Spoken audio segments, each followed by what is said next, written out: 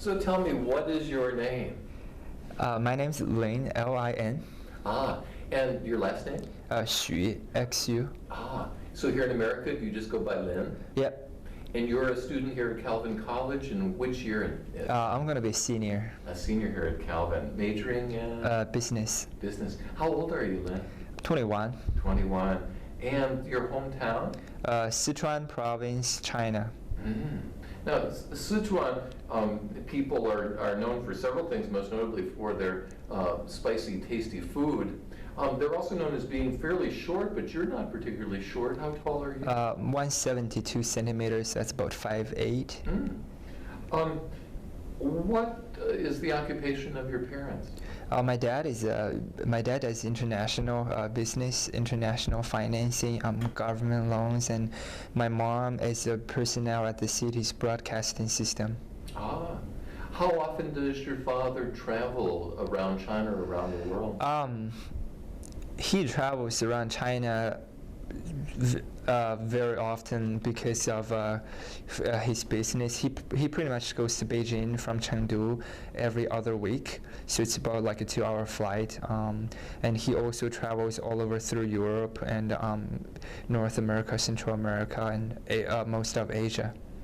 Does he work for a government bank, or is it private enterprise? It's a private enterprise. Is he the boss? He's one of the bosses. Why did you decide to come to America to attend college instead of going to college in China?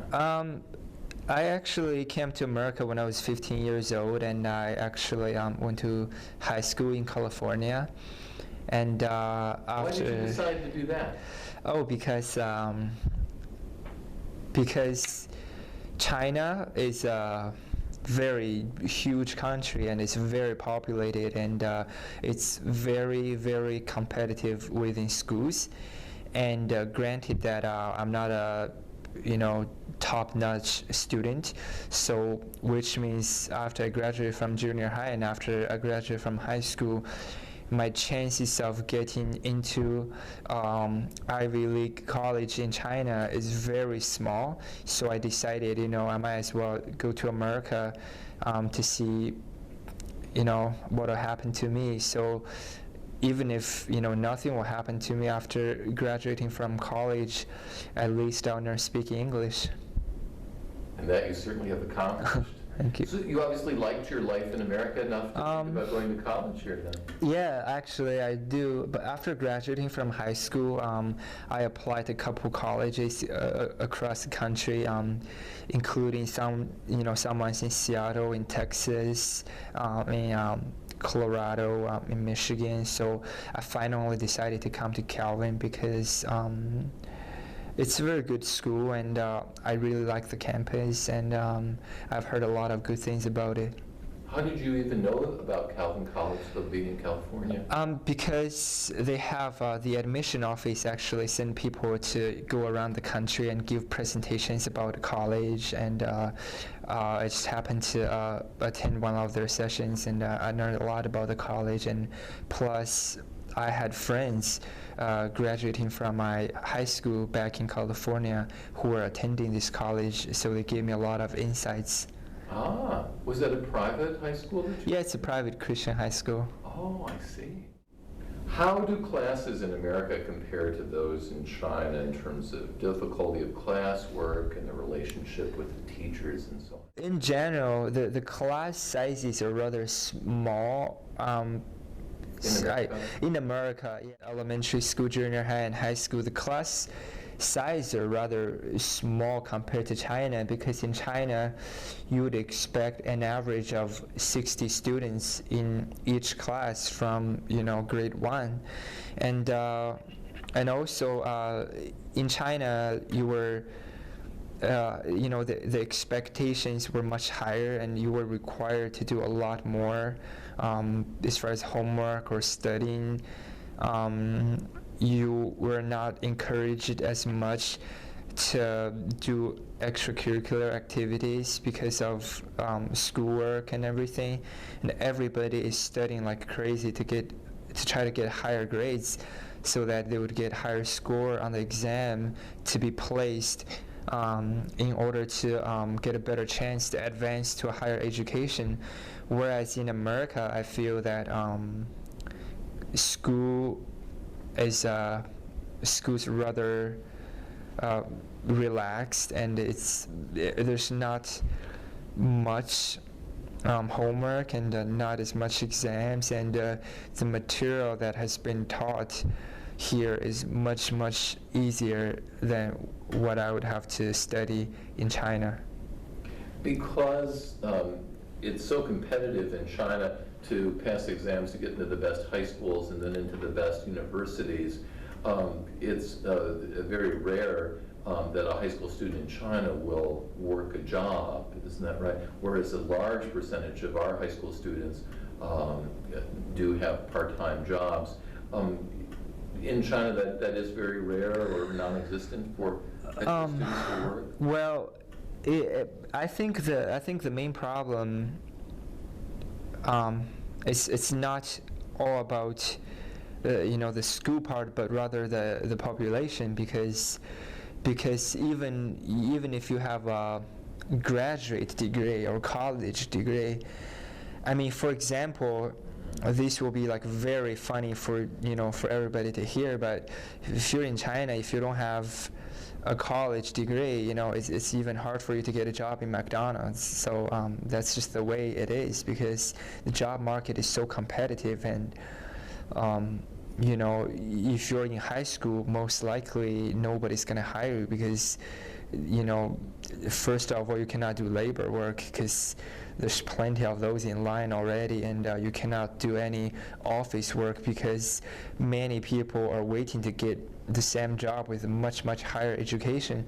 So the best way is to sit in a classroom and study and hoping to get higher grade, therefore get into a better college and get a diploma from the better college and go on to grad school, whatever. Then your resume will look more strong than other people, and you can go out and look for a job, and that's when people are really start to consider themselves for jobs. So what about dating in high school? I realize that you basically did your high school study here in America, but you kept contact with your friends in China who went through high school there. In America, high school students date a lot in general. What about in China when you were there and now? Well, things are changing rapidly. So back when I was in China, I mean, I went to junior high there. Of course, if you date in junior high, first of all, your parents will be contacted, because for bad behavior, because I mean that's pretty much considered as a bad behavior, dating. But high school pretty much the same, because teachers want you to be focusing on schoolwork. But since I have been gone, I have heard a lot of different things, and right now China is opened up a lot, and high school kids they do date, and they were getting in less trouble. So obviously the teachers and the schools are less strict and or more even open-minded. I don't know. So dating in college in China become a really common thing. So. How is life different in America than it is in China? Everything from housing and food to making friends or family life? As far as housing, again, China is very overpopulated, and housing is always a problem for city living people. So people don't live in as spacious of a house or apartments as people would have in America on an average basis. And in America, especially like the environment, it's better. The air is fresher because of less pollution, I guess, and so it's more quiet. So I actually like it better. As far as family and friends, I would say that China is more family oriented, and people people bond more than people here in America that I feel. And as far as food, I definitely think Chinese food has much bigger variety and it's much better tasting. No offense, but Are there any American foods that you like? Not really. I like Coney Island hot dog in Detroit. Ah. Yeah, so. Do you think more is expected of you as a Chinese person within family relationships than is expected of a young person in America? I would say so because there are many reasons to this question actually, because to the answers of this question, because number one, the higher expectation Chinese parents have for their kids in my generation is most because most of the people in my generation are the only child because we fall under the one-child policy. So, you know, it's not like if you have a bunch of kids, you can just let them do whatever, you know. But when you only have one child, I guess you have to make sure, you know, the kid actually grow up right and, you know, not messing up their life when they're like 13. So, and also parents, you know, because there's so many people, so most likely your parents' friends would have the kids same age as you. So the parents became very competitive within themselves, hoping to bring up a better kid than their friends' kids. It has to have been very expensive for your parents to allow you to go to a private high school in California for 3 years and now to attend a private college here in America for 4 years. Certainly the average Chinese family wouldn't be able to afford this. Your parents have paid for all these expenses themselves out of their own pockets? Most of the expenses that my parents have paid for me through high school and college. I have worked a lot too during high school years, and also I'm a musician right now, so I'm able to make some money on my own and help pay for school. Yeah, but my parents they did pay a big ratio of my expense while I'm in the States. And they're able to afford that because they're one of the wealthier Chinese families? I think mostly because my dad is in business and the kind of, so it's more like he's directly dealing with foreign companies, so he's earning U.S. dollars rather than renminbi, rather than the Chinese currency. I see. You're very famous here, by the way. Calvin College is a musician, among other things. What instrument do you play? I play the accordion. Now, you were recently in a competition, a national competition, which was in Boston? Yeah, which was in Boston, and it's by the American Accordionists Association. And you won first place in which division? I won the first place in the Virtuoso Championship solo. Just incredible. We're Thank you. very excited to have a musician of your quality here at Calvin. What do you think the biggest difference is between living in the U.S. and living in China, or the biggest differences?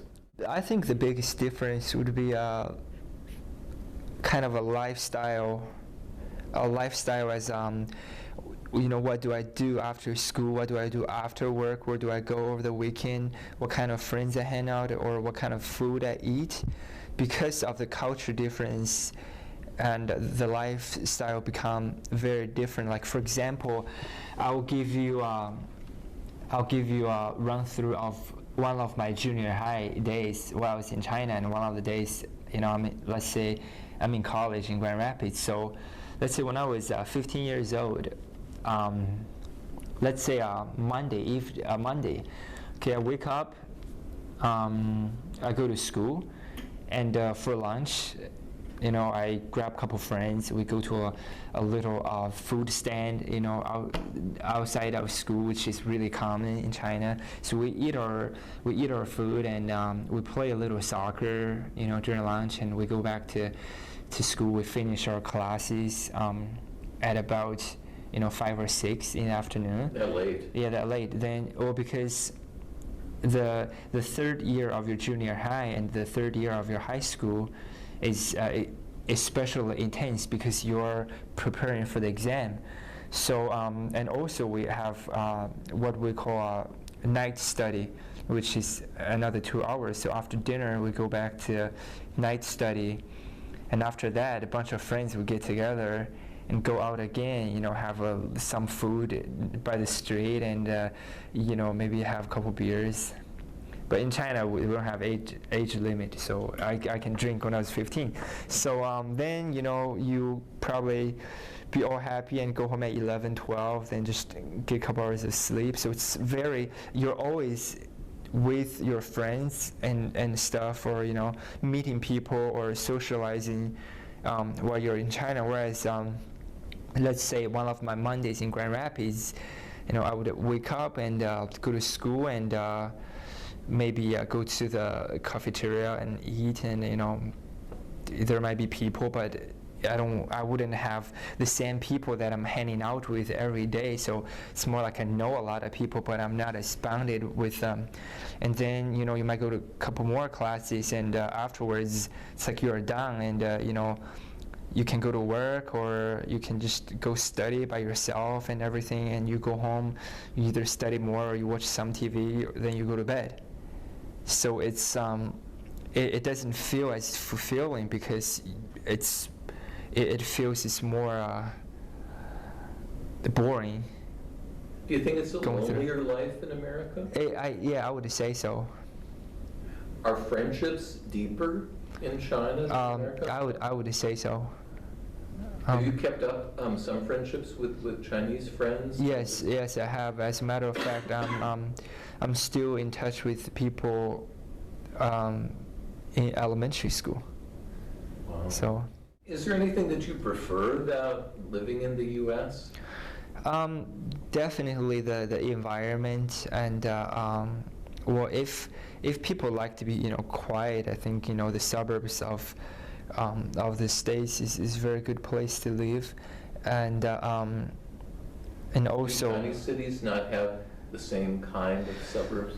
Well, China is a developing country, so the cities are very fancy, but the suburbs they're still it's totally different concept about the suburbs in America, whereas all the chain stores and everything you can see, but the suburbs in China is still very behind, I would say. So people would rather live in the city and be all crowded and live in high-rise buildings and everything. So I think to be able to have same suburb style life in China, like in America, it would still take a couple more years. Mm-hmm. Is there something that you don't care for so much about living in the U.S.? You mentioned the fact that you don't have the close friendships where you're almost constantly with your small group of friends. Are there other and the foods? Yeah. Are there other things that you find negative about living in the U.S.? Not too much. I mean, I think living anywhere, no matter China or the States or even some other foreign countries, it's more like you just have to get used to it sometimes. It's not like, I mean, people always need to try to adopt into the environment which they were in. So you cannot expect the environment to change just for you, like for example, if I say I don't like the food, you cannot expect all the McDonald's just to bankrupt just because I don't eat burgers, so I think more and more I have to start to get used to this particular environment which I chose to be a part of. Lynn, what do you plan to do after graduation from Calvin? I might work, for some company. I might start, my own business, or I might keep going to pursue a graduate degree. So. Do you plan many years from now, after finding a job in America or doing graduate work, do you plan to eventually return to China to live? Right now, it's really hard to say because I think in a way, I'm used to the lifestyle in America, and it's highly possible, and I think it's even more highly possible that I travel back and forth between two countries and do business. So that would be very ideal for me. Yes. Have you enjoyed your time at Calvin? Yes, I have. Yes, I have. People are really friendly, and teachers are very nice, and the staff members are very nice. As a foreign student from China, even though you had lived and gone to school in America for 3 years before coming to Calvin, but nevertheless you were a foreign student from China. Did you find yourself well accepted at Calvin from the beginning? Yes, I think I feel I'm very well accepted because, from day one, from the international student orientation to the passport to whatever, and there's always people, willing to help out and help all the international students to be used to the, the environment, the school, and everything. Lynn, what misconceptions do you think that Americans in general have about China? In the recent years, all the people that I have met, like American people or like Canadian people, they're more and more willing to get to know the Asian culture, and they're learning a lot more about the Asian culture, and so it's surprising, like how much people know about my culture, which makes me really happy because people are not being ignorant anymore. But once in a while, you would have people come up to you and ask, do you guys have TV in China? Or they would ask you like really dumb question like, stuff like, just really silly questions. And you would know that these are the very ignorant people who just doesn't know anything about anything. I think China has become more and more legalized, and everything is falling in order, and it's actually I think it's actually going on a very right track. So. Is life fairly free in China for the average person? I would say so. I would say so because I think as far as my family and I, we never had troubles of doing anything we want. I mean, of course, we don't go to like Tiananmen Square and burn Chinese flags or anything like that. But I mean, we were never forced into persecution or anything like that, nor our friends or families. Can you tell us how you became a Christian? Was that in China or when you came to America?